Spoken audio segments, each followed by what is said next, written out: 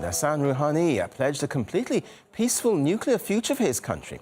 The statement has been generally welcomed by the international community and is seen as a step by Tehran towards a more moderate stance in the global political arena. Let's have a look at what Iran's newly elected leader has already done. Well, Hassan Rouhani's vow his no military ambitions for Iran's nuclear program has become Tehran's latest move to establish warmer relations with its critics. Earlier, a renowned lawyer and human rights activist, Nasrin Sotoudeh, was released from prison, along with 10 other political prisoners. In another sign of a new approach, the country's leader exchanged letters with Barack Obama, which were later described as positive and constructive. The appointment of Western-educated Mohammad Zarif as foreign minister has already been praised. As RT's Marina Portnaya reports, some of Washington's actions could jeopardize the prospect of open dialogue. The great empire and its favorite nemesis. For decades, relations between the U.S. and Iran have been ice cold. But in recent months, attitudes have been thawing as Tehran and Washington have taken steps to overcome years of hostility.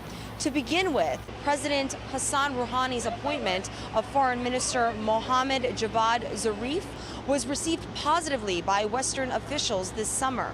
Zarif, a Western-educated former Iranian ambassador to the UN, has been called a worthy negotiating partner.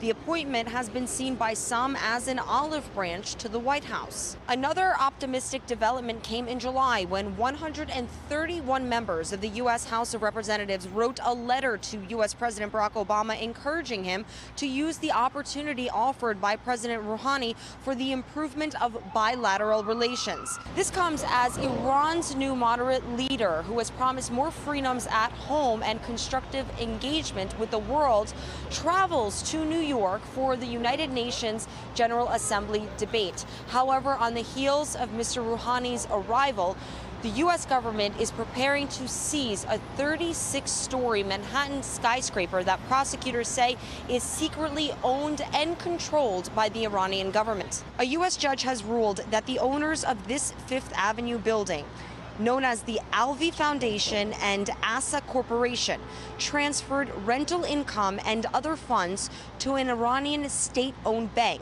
a violation of U.S. sanctions. This seizure couldn't have come at a worse time, considering that the leaders of the U.S. and Iran could possibly meet face-to-face next week. Reporting from New York, Marina Portnaya, RT.